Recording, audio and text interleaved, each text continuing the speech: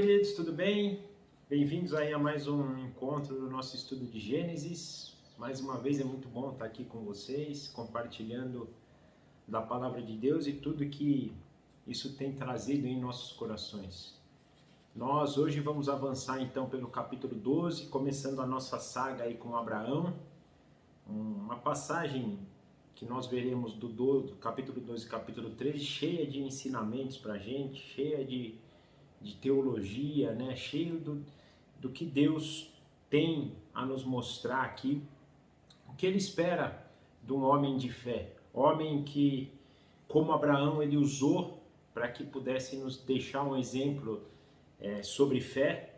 Nós vemos inclusive no capítulo 11 do livro de Hebreus, aliás, muitos chamam esse capítulo, né, do livro de Hebreus da galeria da fé, da galeria dos heróis da fé. Já ouvi algumas pessoas falando isso e concordo que a gente chamá-los de herói, talvez a gente distorça aquilo que é o propósito deles. Afinal de contas, o grande herói é Deus, é Jesus Cristo, é o Espírito Santo. Mas a gente não pode deixar de reconhecer como Deus usou esses homens, como Deus deixa no exemplo deles algo para que a gente possa usar nas nossas vidas também, crescer em fé, em sabedoria e entendimento. Então que nessa saga aqui de Abraão a gente possa, com esse pensamento, com essa direção, usufruir dos ensinamentos que Deus tem para nós por meio da vida dele, para que possamos crescer na graça e no caminhar em sentido de Cristo, aparecermos cada vez mais com Cristo. Mas antes vamos orar pedindo a orientação do Senhor para esse momento, para que a gente possa então usufruir de tudo isso. Papai, nosso amado e Senhor Jesus, e ao Senhor amigo, orientador e consolador Espírito Santo, mais uma vez nos apresentamos diante do Senhor, diante da Tua Palavra, para humildemente aprendermos aquilo que o Senhor tem a nos ensinar, trazendo cada vez mais transformação para o nosso coração, trazendo entendimento, sabedoria e a verdade. Nós hoje temos na Sua Palavra a verdade absoluta de toda a vida, mas infelizmente somos expostos diariamente a um relativismo muito grande. Então momentos como esses são importantes para nos trazermos, na verdade nos fortalecer nessa verdade que é única, que é santa, que é perfeita e que é verdadeira.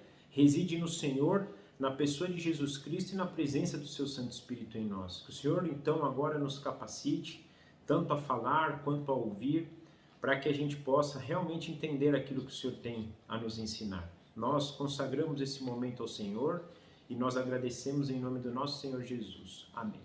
Então, gente, começando aqui, capítulo 12, nós vamos ver uma primeira passagem do versículo 1 ao versículo 9. Então, Gênesis 12, 1 a 9. Então o Senhor disse a Abrão: saia da sua terra, do meio dos seus parentes e da casa de seu pai, e vá para a terra que eu lhe mostrarei. Farei de você um grande povo e o abençoarei. Tornarei famoso o seu nome e você será uma bênção. Abençoarei os que te abençoarem e amaldiçoarei os que te amaldiçoarem. E por meio de você todos os povos da terra serão abençoados. Partiu Abrão como lhe ordenara o Senhor, e Ló foi com ele. Abrão tinha 75 anos quando saiu de Harã. Levou sua mulher Sarai, seu sobrinho Ló, todos os bens que havia acumulado e os seus servos, comprados em Harã. Partiram para a terra de Canaã e lá chegaram. Abrão atravessou a terra até o lugar do carvalho de Moré, em Siquém. Naquela época, os cananeus habitavam essa terra. O Senhor apareceu a Abraão e disse: a sua descendência darei esta terra. Abraão construiu ali um altar dedicado ao Senhor, que lhe havia aparecido. Dali prosseguiu em direção às colinas a leste de Betel, onde armou acampamento, tendo Betel a oeste e Ai a leste. Construiu ali um altar dedicado ao Senhor e invocou o nome do Senhor. Depois Abrão partiu e prosseguiu em direção ao Neguebe. Então até aqui o versículo 9, né, a palavra de Deus. Nós vemos nessa primeira passagem então o que a gente chama de o chamado de Abraão. Muitas Bíblias, muitas traduções da Bíblia aí trazem realmente esse título, né, o chamado de Abraão. E aqui a gente vê e começa a perceber algo maravilhoso, né? Porque Deus, Ele chama Abraão então para que deixe a sua parentela e que vá para uma terra desconhecida que Deus ia mostrar para ele. E aqui nós temos dois pontos importantes de atenção. Primeiro, o chamado vem de Deus. Nós não percebemos nenhuma ação de Abrão na história. Eu estou falando Abrão até porque depois nós vamos mais para frente a estudar a mudança de nome dele para Abraão, mas por enquanto então ele é Abrão. Então Deus chama ele sem qualquer menção aqui de que Abrão fez algo, ou seja, Deus procurou Abrão porque Abrão fez algo. Não, não.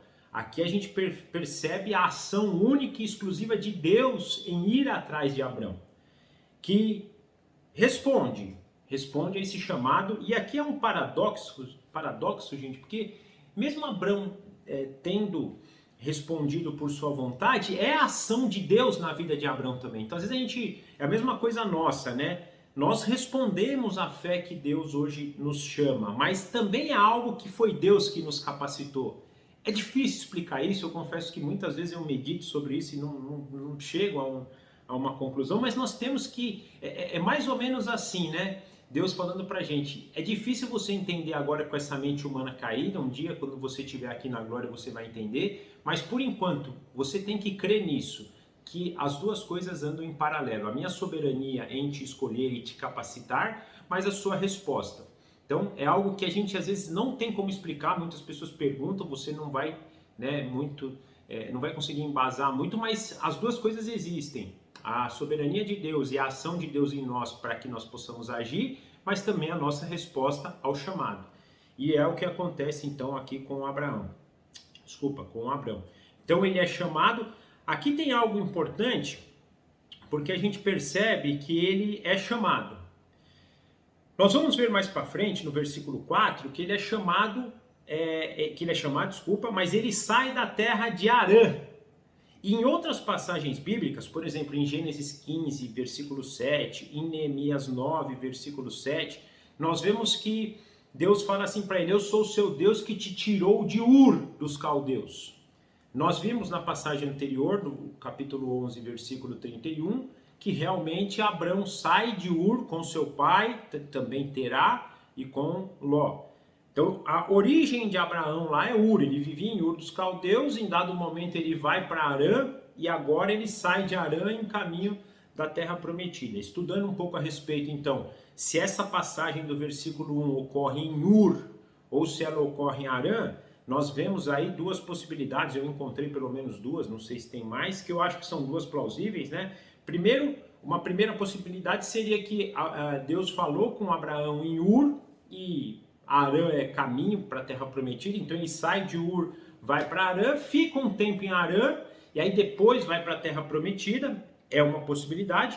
A outra possibilidade é que Deus está, quando fala lá que eu te tirei da terra de Ur, é para indicar da onde é a origem dele, e a terra de Ur, gente, ali na região da Babilônia, que a gente não pode esquecer que é a essência de Babel ali, né? Então, mais no sentido assim, olha, eu que te tirei de lá, da terra da idolatria, daquela terra perdida, terra onde as pessoas eram egocêntricas, né? Queriam construir uma torre para fazer seu nome famoso, que é outra possibilidade. E aí essa passagem do versículo 1 foi feita em Harã.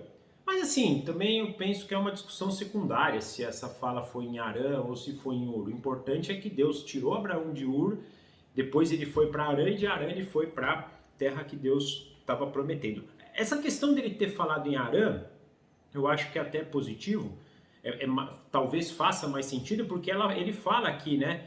Sai do meio da tua parentela, dos teus parentes e da casa de seu pai. Em Harã ele ainda estava com o pai dele.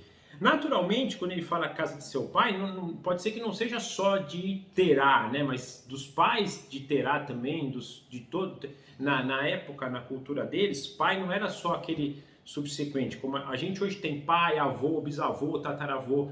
Para eles era tudo pai, né? Então o avô era um pai, o bisavô também era o pai, poderia até ser também, mas eu acho que por isso faz um pouco mais de sentido. Mas penso que se falou em Harã ou se falou em Ur, é uma discussão que não sei se tem tanto sentido assim. O importante é que a gente vê que Deus chama Abraão, né? Uma coisa legal, quando eu pelo menos estudando aqui, e a gente tem que tomar cuidado. Eu acho que até foi o que aconteceu na novela Gênesis, que criou toda uma história para Terá, até chegar em Abraão, e como eles saem de Ur, vão para Harã. E isso vem da tradição deles, inclusive a Talmud, né, que é o livro, né, a Bíblia dos judeus, né, o livro religioso dos judeus, e o Alcorão, que é o livro dos islâmicos. Eles contam essa história antes, né, a juventude, o decorrer da vida de Abraão. Nós não reconhecemos esses livros como inspirados por Deus, então para a gente é um fato, uma tradição. Mas é interessante que eles contam toda uma história que Terá era fazedor de ídolos, né? Ele construía os deusezinhos lá, as estatuazinhas, e em dado momento Abraão é confrontado com esse algo interior dele sobre salvação. Ele vai perguntar para Terá, aí Terá fala para ele oferecer sacrifício para os deuses, ele oferece, os deuses não respondem, aí ele começa nesse embate, mas eles são só deuses criados, eles não respondem, não têm vida, e aí ele quebra deuses, esses deuses criados, aí cria uma confusão com Terá, envolve até Nimrod no meio, ele é condenado à morte, só que aí foge, assim, toda uma história para indicar a saída dele de Ur até chegar a Harã, e principalmente para dar essa conotação, aí que eu acho perigoso, essa conotação que Deus respondeu a algo que Abraão fez, e é algo que eu não acredito. Eu acho que essa passagem aqui nos chama a atenção que foi um ato unilateral de Deus em procurar Abraão. E isso tem muito nosso hoje, né? Às vezes a gente tem essa mania, eu fui escolhido por Deus porque eu era uma pessoa melhor do que o meu vizinho, por exemplo. E não é, gente. A nossa escolha é uma escolha soberana de Deus. Aliás, é uma escolha que foi feita já na eternidade, antes mesmo da fundação do mundo. Nosso nome já estava determinado para ser escolhido. Então é algo que é de Deus, que vem dele, da soberania dele, e não nosso. Então eu estou falando isso exatamente para chamar esse cuidado, porque, por exemplo, quem viu a novela tinha uma história lá. Pode ser que a gente veja algum filme de Abraão que eles criem esse cenário. Não tem problema, são, né, talvez até muitos desses filmes, a própria novela, pode até nos dar um contexto histórico da época, mas a gente precisa só tomar cuidado em filtrar isso, por exemplo, de uma possibilidade de Abraão ter feito algo, e por este algo que Abraão fez, Deus respondeu a ele. É o contrário, é Deus que vem até nós, e nós respondemos ao chamado de Deus, e como eu disse no início, a própria resposta desse chamado de Deus é algo que Deus põe no nosso coração também. É esse paradoxo que a gente não consegue entender. Então é só importante a gente ter isso em mente. Aí avançando, versículo 2 e 3, Deus faz a grande promessa de Abraão, que junto com o capítulo 15 e o capítulo 17, nós vamos ver que são as promessas que vão ser inclusive eternas. E Deus aqui começa então a fazer, e ele fala aqui 4 pontos importantes, né? De dar um grande povo, uma grande descendência para Abraão, de abençoar Abraão, e aqui o abençoar em todos os sentidos, em provisão, em proteção, né? Olha que coisa interessante, de fazer o nome dele famoso. E aqui tem um contraste importante com o capítulo 11, porque o capítulo 11, os homens procuraram construir a Torre de Babel para fazer o nome deles famoso, e que as pessoas ficassem perto deles para que eles fossem famosos. Aqui é o contrário, Abraão não está pedindo para ser famoso, mas Deus está dizendo, por você ser abençoado e por eu te dar essas coisas, o seu nome vai ser famoso. E não é à toa que a gente hoje, aí, 4.000 anos depois, está falando do nome de Abraão, de Abraão. E não só nós, né, os judeus, o próprio Alcorão, que é os islâmicos. Então, Abraão é o pai dos 3 povos hoje, né? Da igreja, dos cristãos, dos judeus e dos islâmicos. Olha como o nome dele realmente foi famoso, né? Só que Deus fala algo importante aqui, né? Para que você seja uma bênção. Então, por meio de você, todas as nações da terra serão abençoadas. Naturalmente, nós sabemos que essa bênção hoje, pelos nossos estudos e na fé que nós professamos em Cristo, é exatamente porque Cristo seria um descendente de Abraão, e é por meio de Cristo que as nações da terra vão ser abençoadas, né? Nesse sentido. Mas os judeus hoje pensam o contrário, os próprios islâmicos pensam o contrário. É na bênção que realmente dada a Abraão que os outros povos são abençoados. Agora, uma coisa interessante aqui é que ele fala na questão de ser uma bênção, né, para os outros povos. E o mais interessante, como Israel se perdeu nisso, porque Israel tinha essa oportunidade, Israel recebeu a revelação especial, a revelação específica de Deus. E ele podia, por meio dessa revelação, abençoar as outras nações, mas pelo contrário, eles se fecharam, eles se consideraram um povo diferente, um povo escolhido, mas escolhido não para abençoar, um povo escolhido para, sabe assim, eu sou, e só a nossa nação é salva. Eles se fecharam nisso, e não era isso o propósito de Deus. Deus fala para que vocês sejam uma bênção. E é importante, às vezes, a gente, para a igreja, pensar nisso. Porque às vezes a gente se fecha no nosso meio. Em vez de a gente abençoar as outras pessoas, a gente critica, a gente afasta as outras pessoas. Mas Deus nos chamou, assim como chamou Abraão, assim como chamou o povo de Israel, Ele chama a igreja para que a igreja seja uma bênção. Isso não quer dizer que a gente vá concordar, e às vezes a gente, pelo contrário, vai ter que combater, e aí a gente não pode esquecer que Moisés está preparando aqui esse povo para destruir os cananeus, porque a iniquidade deles chegou a ponto tal que Deus exerceria a justiça por meio de Israel nos cananeus, mas em muitos momentos a gente tem que ser luz, a gente tem que abençoar, e abençoar é você ser luz nas trevas.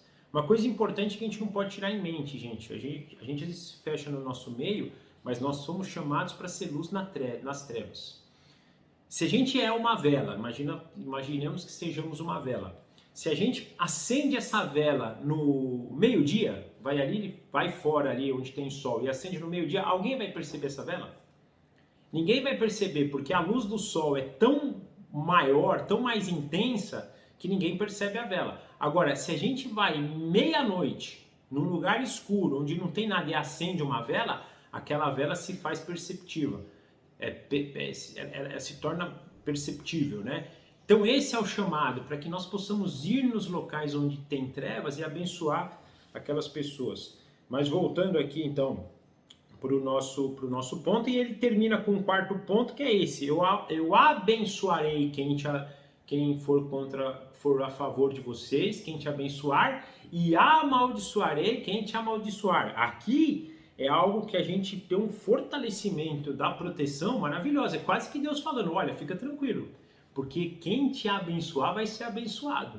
Quem te amaldiçoar vai ser amaldiçoado. E, gente, não é amaldiçoado por qualquer pessoa, pelo próprio Criador, pelo próprio Deus. Então, é um reforço aqui na proteção divina para que Abraão tivesse confiança em sair da onde estava e pudesse ir então para a terra que Deus estava prometendo. Aí no versículo 4 eu penso que há uma obediência de Abraão, mas parcial, porque quando ele fala sai do meio dos teus parentes e da casa do teu pai, penso que Deus estava pedindo para ele ir sozinho e não levar Ló. E nós vamos ver um pouquinho mais para frente o porquê que eu considero isso. Mas nós percebemos aqui que o versículo 4 fala então que ele obedece, ele sai de Harã aos 75 anos e vai em sentido à terra prometida, levando consigo sua esposa e seu sobrinho Ló. E aqui o versículo 5 dá algo importante, que ele já tinha muitos bens, né? Penso que quando ele fala assim, né? Ele havia acumulado muitos bens e servos. Gente, imagina a situação de conforto que Abraão já estava por ter bens e por ter servos. Ele estava em Harã, provavelmente numa situação muito confortável. E ele está saindo em obediência para algo desconhecido, para algo novo. Então é sair da zona de conforto para ir para uma zona desconhecida, né? E nós vamos ver até na passagem seguinte aí que vai ter algo até que vai trazer um desconforto para eles, que é a fome. Então, é uma obediência que está ligada também a essa questão de não se apegar. E a gente, durante toda a história, nós vamos ver, e Hebreus capítulo 10 fala muito bem isso, que Abraão teve sempre uma postura de peregrino na terra. Ele não se apegava às coisas daqui, porque ele esperava, a fé dele estava pautada na cidade que está sendo arquitetada e construída pelo próprio Deus, a Nova Jerusalém, o lugar da nossa morada celestial. Abraão tinha isso em mente: meu lugar não é aqui, meu lugar é em algo que Deus nos prometeu e Ele vai edificar. Nós cremos que essa edificação vai ser aqui na vida eterna, mas é algo que é no futuro e não algo no presente. Então Abraão tinha os olhos para frente e não para aquilo que ele tinha naquele momento. E essa atitude dele aqui mostra isso: ele teve fé. Indiferente de já estar numa situação confortável aqui, ele parte, ele leva os seus bens consigo, mas não leva tudo, provavelmente. Fala aqui, né, que ele tinha muitos servos, né, tinham adquirido bens, mas provavelmente ele deveria ter adquirido propriedades, ter fincado raízes ali na terra de Harã. Mas ele deixa tudo para trás, obedece a Deus e caminha em sentido à terra que Deus estava prometendo para ele. Aí então no versículo 6 ele chega em Canaã. Aqui eu acho legal do versículo 6 que mais uma vez Moisés chama essa atenção: a terra dos cananeus. Como eu tenho dito, esse livro Moisés escreve então para dar a história desde o princípio até onde o povo de Israel estava no momento do êxodo, no momento que eles voltam ali para a terra que Deus prometeu para Abraão. Então Moisés está ratificando esse conceito no coração deles: essa terra é nossa, porque foi prometida pelo próprio Deus ao nosso pai Abraão. E nós vamos tomar ela dos cananeus. Inclusive os cananeus, e ele vem falando, já dominavam aquela terra, mas aquela terra é nossa, para que eles tivessem esse desejo, essa certeza que era um mandato divino para que eles conquistassem aquela terra, para que eles tomassem ela de volta, porque ela estava sendo prometida para Abraão desde o princípio. Ele fala que então eles saem, vão para a terra de Siquém. Siquém fica um pouquinho para o norte ali de Israel, descendo um pouquinho ali da região da Galileia, mas um pouquinho mais para a região centro-norte, né, do centro para cima de Israel. E aí no versículo 7 nós percebemos algo maravilhoso: o Senhor aparece para Abrão. Gente, olha que legal, você imagina a oportunidade de você ter um encontro com Deus? Aqui não fica claro para a gente se é um encontro físico, mas eu acredito que sim. Por um detalhe, eu acredito que sim. Nós vamos ver no capítulo 15 que Deus visita Abraão novamente. E Abraão, quando estão chegando, né, as 3 pessoas lá, Deus e seus 2 anjos, Abraão conhece, Abraão sabe que é Deus. Abraão, inclusive, presta para ele toda a condolência, a reverência, a hospitalidade, como se ele fosse Deus. Isso porque então Abraão, penso que ele conhecia ser Deus, e talvez aqui foi o primeiro momento. A gente vê aqui no versículo 1, né? Então disse o Senhor a Abraão. Aqui pode ser que foi por meio só de uma voz ou por meio só de um sonho, mas agora ele fala: o Senhor apareceu para Abraão. Então Abraão recebeu a visita de Deus. Gente, você imagina que privilégio, que bênção você receber a visita de Deus. E mais privilégio ainda, a gente perceber que estamos sendo visitados por Deus. Os israelitas viram Deus, eles conheceram Deus quando Jesus veio. Conheceram a pessoa, mas não reconheceram que era o próprio Deus encarnado em Jesus. Eles perderam o dia da visitação de Deus. E Abraão não perdeu. E o nosso desejo deve ser esse. Às vezes na rotina do nosso dia a dia, muitas vezes Deus pode se apresentar para nós e a gente perder a visitação de Deus. Jesus fala, né? Tive fome, me deste o que comer, tive sede, me deste o que beber. Aí mais algumas coisas, e ele avança e ele fala: mas quando, Senhor, nós tivemos com fome, tivemos... Quando você pegou um dos meus pequenininhos, você deu de comer, você deu de beber, você estava dando para mim. Às vezes a visitação vai vir dessa forma também e a gente deixa passar, porque na correria do dia a dia a gente prefere fazer as nossas coisas do que dar atenção nas visitações de Deus para nós. Que nós possamos ter um coração aberto às visitações de Deus para a nossa vida. E aí Deus então indica para Abraão que aquela terra ia ser dada por descendência a ele, desculpa, aquela terra ia ser dada à descendência de Abraão, por todos os seus descendentes. Mais uma vez, essa questão de Moisés enraizar isso no coração dos israelitas, que a terra era deles, por decreto divino. E algo importante, Abraão responde a Deus com gratidão, ele constrói um altar e consagra esse altar a Deus. A palavra altar aqui no hebraico, uma das possibilidades de tradução é matar.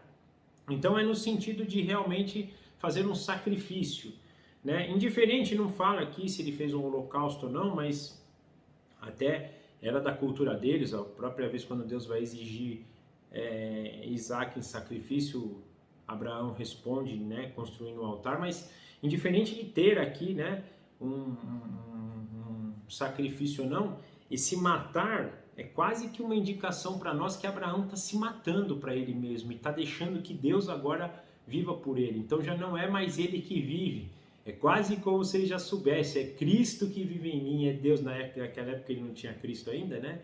Mas é Deus vivendo em mim agora, a vontade de Deus prevalecendo sobre a minha vontade. Eu estou sacrificando aqui a minha vontade, mas ele responde, né, por toda essa, tudo que Deus tem prometido para ele e aparecendo inclusive para ele, né, para falar essas coisas, ele responde em gratidão, que é outra coisa importante. Muitas vezes a gente deixa de observar o que Deus tem feito nas nossas vidas e não agradecemos, não somos gratos. Pelo contrário, a gente quer mais e acaba mais reclamando do que sendo gratos. Então é importante a gente ter uma postura igual essa de Abraão, uma postura de gratidão, para que a gente possa realmente ser correto, ser justo com aquilo que Deus tem nos dado.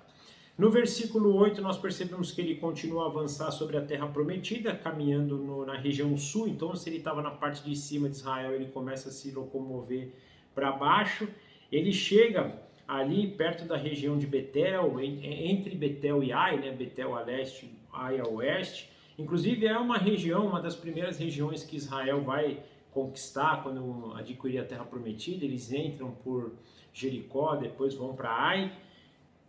Mas aqui ele desce, então, continuando a nos mostrar que ele não finca raízes, ele está, né, ainda seguindo aquilo que Deus tem dado para ele, tem, na verdade, indicado, tem dirigido ele, né? Só que aqui há algo importante. Quando ele chega aqui, ele constrói um altar de novo para Deus, mas agora ele, além de construir um altar, ele invoca o nome de Deus. E a palavra invoca, ela nos dá aquele sentido de chamar por auxílio, pedir proteção. Então, Senhor, eu estou chegando em uma nova terra agora. Nós aqui nos apresentamos diante do Senhor para pedir a tua proteção, o teu auxílio na nossa estada aqui. E é uma coisa importante para a gente também. Às vezes a gente vai fazer altares de gratidão, a gente vai fazer altares de proteção. O mais importante de tudo é a nossa mente estar conectada com a mente do Senhor. E aí ele continua no versículo 9, desce mais ao sul e chega a Negueb. E aí nós entramos agora então na passagem que vai do capítulo 12, versículo 10 até o versículo 20. Então Gênesis 12, capítulo 12, versículo 10 a 20. Houve fome naquela terra, e Abraão desceu ao Egito para ali viver algum tempo, pois a fome era rigorosa. Quando estava chegando ao Egito, disse a Sarai, sua mulher: bem sei que você é bonita. Quando os egípcios a virem, dirão: esta é a mulher dele, e me matarão, mas deixarão você viva. Diga que é minha irmã, para que me tratem bem por amor a você e a minha vida seja poupada por sua causa. Quando Abrão chegou ao Egito, viram os egípcios que Sarai era uma mulher muito bonita. Vendo-a, os homens da corte do faraó a elogiaram diante do faraó e ela foi levada a seu palácio. Ele tratou bem a Abraão por causa dela. E Abrão, né? Eu tô falando Abraão, porque eu tô tão acostumado a falar Abraão e aqui está escrito Abrão, né? Abrão recebeu ovelhas e bois, jumentos e jumentas, servos e servas e camelos. Mas o Senhor puniu o faraó e sua corte com graves doenças, por causa de Sarai, mulher de Abraão. Por isso o faraó mandou chamar Abrão e disse: o que você fez comigo? Por que não me falou que ela era sua mulher? Por que disse que ela era sua irmã? Foi por isso que eu tomei para ser minha mulher. Aí está a sua mulher, tome-a e vá. A seguir, o faraó deu ordens para que providenciassem o necessário para que Abrão partisse, com sua mulher e com tudo o que possuía. Então, até aqui o versículo 20, a palavra de Deus. Então, nós percebemos aqui no versículo 10 um primeiro obstáculo aí para Abraão. Ele passa para Abrão, a terra onde ele estava, passa por um grande período de fome. E aí Abrão, então, decide ir para o Egito. Aqui eu penso algo importante. Nós não vemos aqui nenhuma menção dele receber uma orientação divina para descer ao Egito, muito menos dele procurar a Deus, invocar o nome de Deus, para que pudesse receber dele essa orientação. Então, na minha leitura, Abraão toma esse ato de forma também pessoal, sem perguntar a Deus na primeira dificuldade que ele enfrenta aqui. Também algo importante para a gente. Muitas vezes, no momento de dificuldade, em vez da gente ir na fonte da sabedoria, na fonte do poder, que é o próprio Deus, a gente procura as respostas nesse mundo. E aí a gente age que nem Abraão, que faz o quê? Confia ou nos seus próprios instintos aqui, ou até no que as outras pessoas podiam estar fazendo, provavelmente as outras pessoas deviam estar indo para o Egito também, ele vai e não se submete a Deus. E quando isso acontece na nossa vida, gente, só acontece coisa errada. E é o que nós vamos perceber aqui na história e a gente viu aqui, né, na sequência. Nós vemos isso dos versículos 11 a 15, né? Porque mesmo ele tendo recebido essa promessa de Deus anteriormente, quem te abençoar, eu abençoarei, quem te amaldiçoar, eu amaldiçoarei, eu vou te proteger, Abraão, você está comigo. Se Deus é por nós, quem pode ser contra nós? Ele tinha recebido essa promessa de Deus, mas ele não confia, e aí ele faz essa proposta para Sarai, para que ela se apresentasse como irmã dele. Nós vamos ver mais para frente, numa próxima passagem, quando ele também sai novamente da sua terra, que ele confessa que Sarai era sua irmã, era minha irmã, né, na verdade. Mas indiferente daqui, ele, por mais que não fosse uma mentira plena, o foco dele era que ele tivesse proteção, que Sarai então pudesse se dizer sua irmã, para que eles não matassem ele por ela ser bonita. Em vez de ele confiar em Deus, primeiro, então, mais uma vez lembrando, ele já não confiou em Deus lá em perguntar para ele o que devia fazer. E agora aqui, ele não confia em Deus e entrega a sua esposa, então, com medo de que pudesse ser morto por causa da beleza dela. E no versículo 16 nós vemos algo mais ainda interessante, que ele tem benefícios com essa situação, porque por ela então estar sob os cuidados de Faraó, o Faraó abençoa Abrão, dando muitas coisas para eles aí. E aí acho que até Abraão deve ter pensado, poxa, Deus falou para mim, né, que quem me abençoar será abençoado, e aqui está nessa relação, ele falou, poxa, né, aquela pessoa tem me abençoado, ela é abençoada, tem me abençoado, então pode ser que a minha escolha aqui, penso até que ele deve ter pensado que foi algo positivo, porque ele estava colhendo bons frutos dessa situação. Porém, no versículo 17, a gente vê a intervenção divina maravilhosa. Deus manda, né, uma peste lá para todos, uma doença grave, na verdade, para o faraó e para sua corte. E isso tudo por quê? Porque não era o desejo dele, e punindo eles por ter pego Sara como sua esposa. E aí, no versículo 18, o faraó chama a Abraão, interpõe ele. Um dado interessante no 18 que ele fala, né? Por que você não disse que ela era sua esposa? E nós não vemos aqui também nenhuma menção de Abraão estar falando isso para eles, que ela era sua esposa. Então, penso aqui que foi o próprio Deus que revelou isso para o faraó. Ela é irmã de Abraão, mostrando que Deus ele age até nos inimigos, nos ímpios aqui. E no caso, o faraó era um inimigo. Só que o faraó, no versículo 19, declara sua inocência. Falou, olha, eu peguei ela como sua esposa porque eu não sabia. Desculpa, eu peguei ela para ser minha esposa porque eu não sabia que ela era sua esposa. Eu pensei que ela era sua irmã. Então ele declara sua inocência. Só que é uma inocência também relativa, né? Porque apesar dele não ter feito de propósito, Deus nunca foi a favor de um casamento poligâmico, desse domínio das pessoas. Então, ele, por exemplo, não é um inocente puro. As doenças graves que vieram sobre eles não vêm só da desobediência de Abrão e dele ter pego Sara, mas de todo um contexto. Porque na vontade de Deus, nós temos que ter um relacionamento monogâmico, um homem e uma mulher, e nós termos esse relacionamento da mesma forma que o relacionamento que a gente tem com Deus. É um relacionamento puro, fiel, justo, né? E aí no versículo 20, então, o faraó dá ordem para que eles vão embora, que eles saiam ali da terra do Egito, e aí cumprindo a vontade de Deus. Companheiro, não é para você estar aqui, volta para a terra que eu te dei, volta para lá. Então Deus corrigindo a besteira de Abrão. Por isso que eu entendo que Abraão não consultou a Deus. E Deus hoje então age aqui a partir do versículo 20 para corrigir aquilo que Abraão tinha feito de errado sem consultar a Deus. Então no primeiro teste nós já vemos uma falha de Abrão e Deus tendo que intervir. Isso nos traz duas lições importantíssimas, gente. Mais uma vez lembrando que nós possamos consultar a Deus em todas as coisas, que nós possamos ter em mente que nós devemos ser submissos em todas as coisas, até diante das dificuldades, porque é por meio da orientação divina que a gente vai fazer certo.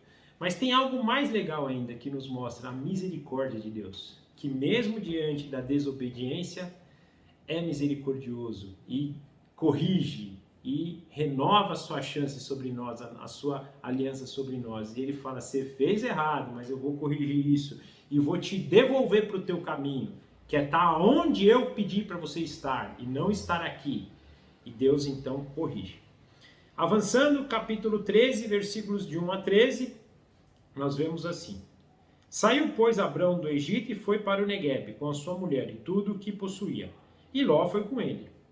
Abrão tinha enriquecido muito, tanto em gado como em prata e ouro. Ele partiu do Neguebe em região a Betel, indo de um lugar a outro, até que chegou no lugar entre Betel e Ai, onde já havia armado acampamento anteriormente, e onde pela primeira vez tinha construído um altar. Ali Abrão invocou o nome do Senhor. Ló, que acompanhava Abrão, também possuía rebanhos e tendas, e não podiam morar os dois juntos na mesma região, porque possuíam tantos bens que a terra não podia sustentá-los. Por isso, surgiu uma desavença entre os pastores dos rebanhos de Abrão e os de Ló. Nessa época, os cananeus e os ferezeus habitavam naquela terra. Então Abrão disse a Ló, não haja desavença entre mim e você, ou entre os seus pastores e os meus. Afinal, somos irmãos. Aí está a terra inteira diante de você. Vamos nos separar. Se você for para a esquerda, eu irei para a direita. Se você for para a direita, eu irei para a esquerda. Olhou então Ló e viu todo o vale do Jordão, todo ele bem irrigado, até Zoar. Era como o jardim do Senhor, como a terra do Egito. Isso se deu antes do Senhor destruir Sodoma e Gomorra. Ló escolheu todo o vale do Jordão e partiu em direção ao leste. Assim os dois se separaram. Abrão ficou na terra de Canaã, mas Ló mudou seu acampamento para um lugar próximo a Sodoma, entre as cidades do vale. Ora, os homens de Sodoma eram extremamente perversos e pecadores diante do Senhor. Então aqui nós vemos a volta deles então do Egito aqui para a terra prometida. Ele vai primeiro para Neguebe, que foi o último ponto que ele estava, né, antes de entrar no Egito. E percebemos aqui então que eles tinham enriquecido muito lá no Egito, versículo 2, né? Tanto ele quanto Ló. Agora, um detalhe interessante, que no versículo 3 e no versículo 4, ele continua com essa mente de peregrino, ele continua peregrinando pela terra. Sai de Berseba e vai agora de novo para aquele lugar entre Betel e Ai, quando ele construiu o último altar lá, e mais uma vez, ele invoca o nome de Deus novamente, pedindo a proteção, pedindo, né, o auxílio de Deus. O versículo 5 reforça que Ló também tinha adquirido muitos bens, e aí começa um problema. Duas pessoas ricas, com muitas posses, com muitos gados, e no versículo 6 nós percebemos que a terra ficou pequena para eles dois. E aqui é um dado interessante, né? Às vezes a gente percebe que a riqueza traz também separação, e no caso aqui é o que vai acontecer entre eles, porque no versículo 7 a gente já percebe surgir as desavenças entre os pastores, os servos deles, né? Então, os servos de Abraão e os servos de Ló brigando entre si por causa da terra. Provavelmente não tinha pastagem para todo mundo, e aí começou, né? Ah, esse lugar é meu? Não, esse é meu, e vai, e briga, e vai, e começou essa briga. E é interessante que no versículo 7, no meio dessa, né, de Moisés estar explicando essa situação entre Ló e Abrão, ele faz um parênteses de novo. E essa é a terra onde viviam os cananeus e os jebuseus. Aqui ele fala, acho que é jebuseus também, né? Não, tá aqui. Ele fala aqui, né, dos ferezeus. Então era a época onde viviam os cananeus e os ferezeus. Mais uma vez, forçando aqui a situação na cabeça dos israelitas, que era o povo que eles iriam, né, expulsar, eles iriam matar, na verdade, né? Aí, versículo 8 e 9, nós percebemos a intervenção de Abrão. Então ele chega para Ló e fala que não haja briga entre nós, não tem problema, vamos resolver isso pacificamente, ou seja, vai, escolhe a terra que você quer, você vai escolher, e a que você escolher eu vou para o outro lado. Se você for para a direita eu vou para a esquerda, se for para a esquerda eu vou para a direita. E aqui eu acho que tem algo importante, talvez o próprio Abraão tenha percebido isso, né? É mais uma correção de Deus. Por isso que eu disse lá no começo que eu acredito que não era para ele ter levado Ló, era para ele ter ido sozinho. Então Deus aqui também está corrigindo uma segunda desobediência. Mais uma vez, quando ele leva Ló, a gente não vê ele consultar Deus sobre isso também. Então Deus mais uma vez corrigindo algo que ele tinha pedido para Abrão, né? Sai da tua parentela, sai da casa do teu pai, vai para a terra que eu te prometi. E é interessante que ele vai então, Ló, vai para a região do Jordão, na região das Campinas, que é um lado, né, depois do Jordão, e vai ser a terra que, dado uma parte dela vai ser dos israelitas, mas que não é o grande parte. Hoje o grande foco de Israel é do Jordão para a esquerda, né? Enquanto eles ficam para a direita. Na conquista da Terra Prometida, eles ficam com parte, 2,5 tribos ficam com parte desse lado, do lado esquerdo, mas a grande parte de Israel é do lado direito. Agora, então percebemos que Deus corrige aqui, né? Também esse ato que Abraão faz sem perguntar a ele, mas o mais legal, a gente percebe o critério que Ló usa, e Ló usa um critério totalmente humano, um critério de olhar para a terra e ver que ela era boa, era uma terra fértil, irrigada, até fala que parecia o jardim de Deus. Só que no versículo 14 a gente percebe algo importante, no versículo 13 a gente percebe algo importante, que lá viviam homens perversos e homens pecadores, né? Então a escolha dele foi visual, mas ele não olhou a essência daquele lugar. Ele não olhou o quanto essas pessoas eram más, e ele até menciona aqui, né, na passagem, que ele escolheu aquela terra antes, ela era uma terra boa antes da destruição de Sodoma e Gomorra. Quando Deus traz a destruição, provavelmente ficou uma terra arrasada. Mas aqui nesse momento era uma terra maravilhosa, uma terra extremamente fértil, mas uma terra ocupada por homens perversos, por homens pecadores, e ele escolhe, infelizmente, essa área. E Abraão fica então no lado de Canaã, garantindo isso. Se você for para lá, eu vou para cá, e assim há a separação entre eles. E do versículo 14 ao 18, capítulo 13, a gente vê assim: Disse o Senhor a Abrão, depois que Ló separou-se dele: De onde você está, olhe para o norte, olhe para o sul, olhe para o leste, olhe para o oeste. Toda a terra que você está vendo, darei a você e a sua descendência para sempre.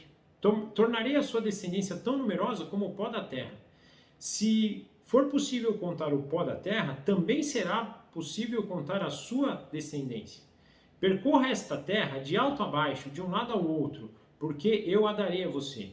Então Abrão mudou seu acampamento e passou a viver próximo aos carvalhos de Manre, de Hebrom, onde construiu um altar dedicado ao Senhor.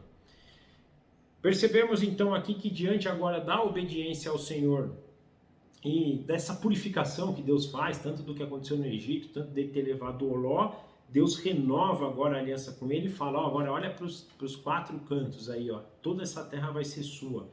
E aqui tem algo importante, e tem até uma briga aqui quando a gente vê em alguns estudos, uns falam, essa terra é a terra lá mesmo, né, aquela região física de Israel. Tem gente que fala que é a região física na época do milênio, e tem outros comentaristas que falam que é a terra inteira, que até a gente percebe, inclusive aqui no versículo 15, que é uma posse eterna da terra, ou seja, toda a terra vai ser dada para os descendentes de Abraão. Nós hoje somos descendentes de Abraão também, por meio de Cristo, que na verdade somos descendentes de Noé, descendentes de Adão e descendentes de Deus. Então vai ser uma terra que Deus vai dar para todos os seus filhos. E eu estou dizendo isso porque eu não entendo, eu particularmente, tá? Não vou entrar em mérito se sim ou se não, se realmente vai ter a divisão da forma com que a gente vê hoje, né?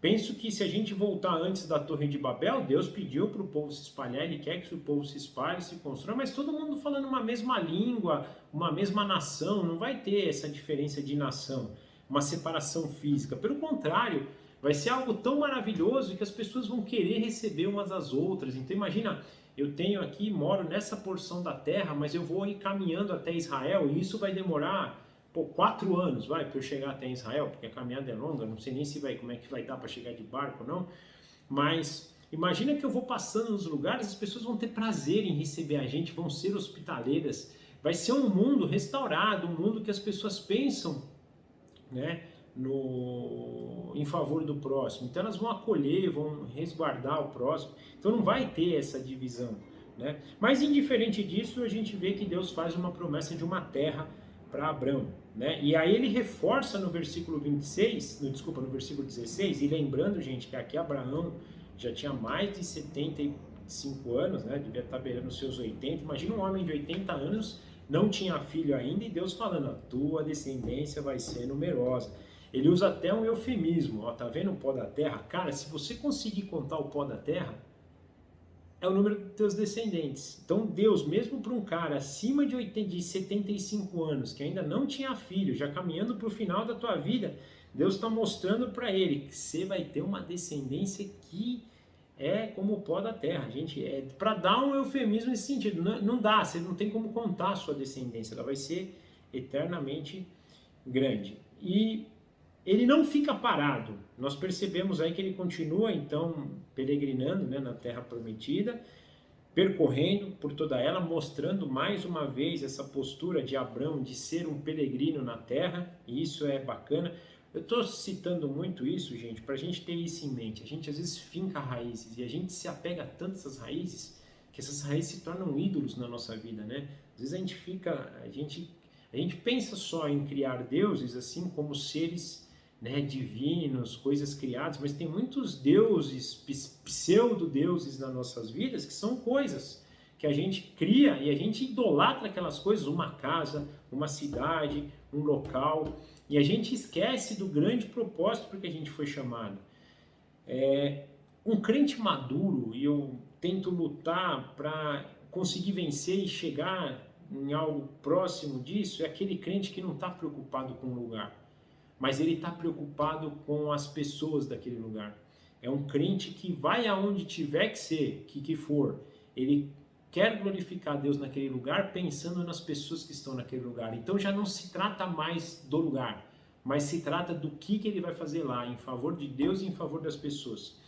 E a postura do peregrino é isso, porque ele já não tem mais raízes aqui. Então ele está guardando a terra prometida, que é uma cidade que está sendo construída e arquitetada pelo próprio Deus, e é o que Abraão esperava, e mais importante, ele aproveita o período dele nessa passagem exatamente para fazer a glória de Deus ser revelada para pessoas, pensando então em lugar, não pensando em lugar, mas pensando em Deus e nas pessoas que estão naquele lugar e podem conhecer por meio dele a glória de Deus.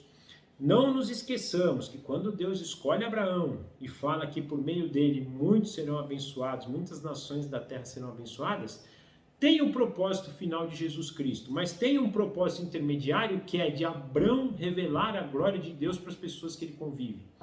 Então, da mesma forma que nós hoje fomos chamados por Deus e esperamos, né, a resposta final, a esperança da glória em Jesus Cristo, nós somos chamados diariamente para revelar essa glória que Deus já nos tem mostrado dia a dia para as pessoas que a gente convive, tendo essa postura, não fincando raízes, né, e sim estando preocupado com lugares e pessoas. Não estando preocupado com lugares, mas sim com pessoas. Isso não quer dizer também que a gente tem que sair peregrinando pelo mundo, não é isso que eu estou dizendo. Pode ser que Deus nos chame para ficar a vida inteira no mesmo lugar.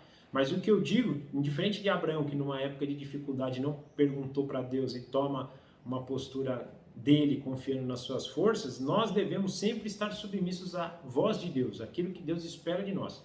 Se é para ficar num lugar e impactar aquele lugar, que nós fiquemos naquele lugar e impactemos aquele lugar. Se é para ir para outro lugar, a gente vá para outro lugar e impacte aquele lugar conforme Deus nos tem capacitado para isso. Mais uma vez, o mais importante é não fincar raízes. Eu não vou para aquele lugar porque eu tenho minhas coisas aqui, já tenho minha casa aqui, tenho uma zona de conforto aqui e Deus me chamou para lá, mas não dá para eu largar tudo aqui para ir para lá. É nesse sentido, a gente não criar essas zonas de conforto e por isso não perceber o propósito que Deus nos tem chamado. Mas é isso, qualquer que seja a postura, deve ser uma postura feita em submissão, em total comunhão com Deus, para que a vontade seja a de Deus. Porque também tem o contrário, né? Tem pessoas que já querem ficar peregrinando a vida inteira, mas também querem porque gostam de viajar, né? E também não é isso, não é esse o sentido. Às vezes, uma pessoa dessa, ela não tem sentido nenhum com Deus, ela só quer realmente ter os propósitos dele, né? Atendidos, a sua vontade sendo atendida. Aí no versículo 18, para a gente terminar, nós percebemos que quando ele chega ali na região de Manre, né, dos carvalhos de Manre, ele constrói mais uma vez um altar dedicado ao Senhor. Interessante, a gente viu aqui nessa passagem quantas vezes Abraão constrói altar, né, ou presta sacrifício para Deus em altar, mostrando que uma coisa Abraão tinha, gente, e é uma coisa que a gente precisa começar a ter e prestar muita atenção se não estamos em falha com isso, que é gratidão. Gratidão, gratidão. Nós temos que sempre ter em mente. E principalmente que a gente possa expressar isso para Deus, porque também, não, tá bom, eu sou grato, mas eu não coloco isso em palavras para Deus. A construção de altar mostra aqui um ato externo de Abraão em mostrar essa gratidão, não só aquela, não, eu sou grato para Deus, no meu coração é sempre grato. Não, ele externava isso na construção de altares, ele apresentava para o Senhor e diante do Senhor a gratidão dele, isso nós devemos fazer. Gente, e Abraão ainda nem conhecia a história de Cristo.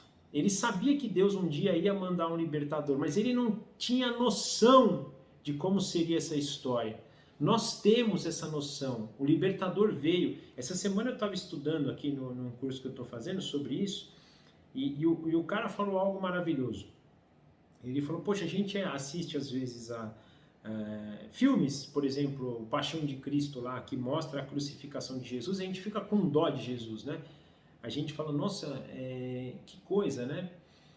E nós devemos se compadecer realmente, porque foi algo tenebroso, né? O que Jesus passou em nosso lugar foi algo assim assustador, o sofrimento, né? A entrega que ele deu ali naquele momento por nós. Primeiro a entrega que ele deu durante toda a sua vida aqui, que ele deixou a glória dele, ele se esvaziou da sua glória e veio e se tornou um de nós para viver o que nós vivemos, para sofrer o que nós sofremos, e culminando na cruz, na morte de cruz. Mas o mais assustador, e às vezes a gente não pensa, que por meio de Jesus todas as coisas são sustentadas. Ou seja, Jesus sofrendo o que estava sofrendo, estava sustentando aquela situação. A cruz que matou Jesus era sustentada por Jesus. Olha que coisa louca, não dá para entender isso, gente. Ele podia, quando o ladrão lá do lado dele fala, cara, se você é Deus mesmo, ou se você é filho de Deus, pede, né, para ser salvo. Jesus podia, num estralar de dedos, fazer aquela situação cessar. No poder dele, ele podia, num estralar de dedos, falar, meu, para tudo, desço da cruz, olha, quem fez vai estar frito. Mas em nenhum momento, ele sustentando aquela situação, ele ainda sofreu tudo que ele sofreu. Isso por quê, gente? Por amor a nós, para nos dar a vida eterna. Estou falando isso porque a gente pode passar fome, a gente pode morrer numa cama de hospital, a gente pode daqui para frente só ter uma vida com um monte de coisa ruim acontecendo, mesmo assim a nossa gratidão deve residir no fato da obra de Jesus, do que Jesus fez. Porque nós podemos sofrer aqui fome, peste, doenças, guerras por 20, 30, perseguições, né? Sermos martirizados por isso, mas nós teremos uma vida eterna que foi garantida pela vontade de Deus na pessoa de Jesus Cristo e na manutenção do Espírito Santo. E nós deveríamos todos os dias das nossas vidas nos apresentarmos diante de Deus em gratidão. Gratidão por isso. E também, isso não quer dizer que por outras coisas também não, Deus é tão bom que além de nos ter dado esse presente maravilhoso na pessoa de Cristo, Ele também nos abençoa com todas as outras coisas que nós temos tido. Casa, comida, trabalho, roupas, médicos, hospitais, igreja, e daí carros, e daí por diante.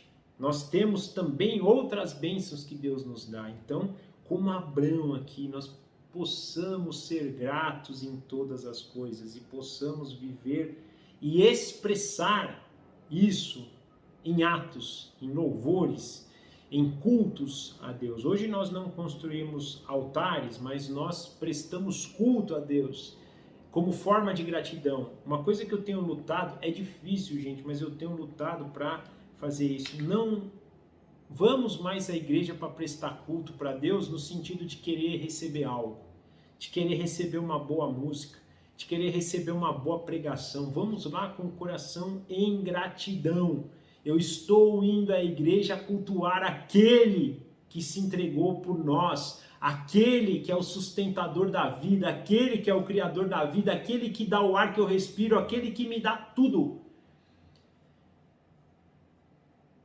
Que a gente tenha essa mente e a gente saia, e eu estou falando porque eu luto com isso também, às vezes, nossa, que mensagem ruim hoje, que louvor terrível! Olha só a nossa mentalidade caída. Que a gente possa brigar contra isso, porque nós hoje não construímos mais altares, mas nós somos chamados para prestar cultos de gratidão. Da mesma forma que ele construiu os altares de gratidão, nós devemos prestar culto de gratidão para Deus. Que a gente possa caminhar nessa direção, que Deus trabalhe o nosso coração para isso e a gente possa cada vez mais entender o propósito para que Ele nos chamou. Amém? Espero que vocês tenham gostado por hoje, é isso. E a semana que vem, se Deus quiser, estaremos juntos novamente. Papai, mais uma vez obrigado por mais um dia que o Senhor permite estarmos diante da Sua palavra. E o nosso pedido, Senhor, nosso pedido, Mestre, o nosso pedido, nosso amigo e consolador, nosso noivo, é que a gente tenha um coração grato. Hoje não tem como a gente sair dessa mensagem sem pedir isso para o Senhor. O Senhor sabe, o Senhor sonda os nossos corações, o Senhor sabe quantas vezes a gente sai de um culto reclamando. Eu falo isso por mim. Quantas vezes eu não critico o louvor, quantas vezes eu não critico a mensagem, quando o meu coração devia estar lá de forma grata, de forma a prestar um culto de adoração e gratidão ao Senhor. Humildemente peço que o Senhor coloque esse desejo no meu coração, que o Senhor coloque esse desejo no coração de cada um dos nossos irmãos, no coração de todo o teu povo, porque o que o Senhor já nos deu em Jesus Cristo, não conseguimos nem mensurar, é uma riqueza que não tem preço. Mas o Senhor, além disso, papai, o Senhor também nos acresce dia a dia muitas outras bênçãos, e a gente às vezes ainda reclamando. E humildemente eu peço que o Senhor nos dê um coração de gratidão. É outra coisa importante, nós precisamos do Senhor nos dar essa gratidão. Então clamamos ao Senhor que o seu Espírito nos encha para sermos gratos e aprendermos a cada vez mais expressarmos isso por meio do culto que prestamos ao Senhor. E muito obrigado pelas tuas misericórdias, porque se não fossem elas, a gente não poderia nem estar aqui pedindo isso. Mas o Senhor é tão bom, como o Senhor mostrou misericórdia com Abraão na história de hoje, corrigindo a falha dele, tanto no Egito quanto de Ló, e o Senhor sabe as inúmeras falhas que nós temos e pedimos que o Senhor corrija as nossas falhas também e a gente possa se santificar. O nosso desejo, o nosso pedido é que a gente se santifique no Senhor e que cada vez mais o Senhor forme Cristo em nós. Senhor Jesus, por favor, o Senhor é o nosso amado, o Senhor é o nosso noivo, o Senhor é o nosso amigo E o nosso desejo é que a gente pareça mais com o Senhor. Nos dirija, por favor. Espírito Santo, nós dependemos e dependemos do Senhor. Que o Senhor age em nossas vidas, tome a rédea das nossas vidas nas nossas mãos, mesmo quando nós queremos tomar a rédea das nossas vidas, e são muitas as vezes que isso acontece. Por favor, não permita, não deixe. Toma a rédea das nossas vidas nas tuas mãos, para que a gente faça a tua vontade, para que a gente não cometa os erros que a gente comete quando nós tomamos decisões sem clamar ao Senhor, sem perguntar ao Senhor. Que nós tenhamos uma vida de santidade, de justiça e de verdade. Nós te amamos, porque o Senhor nos escolheu e o Senhor nos permite estar aqui ouvindo tudo isso. O Senhor nos permite estarmos compartilhando de tudo isso. E nós declaramos aqui a nossa gratidão ao Senhor, a nossa gratidão. Muito obrigado. Nós consagramos a nossa semana ao Senhor, entregamos a nossa vida nas tuas mãos e pedimos por mais uma semana abençoada na tua presença. Nós oramos assim agradecidos em nome do nosso Senhor Jesus Cristo. Amém.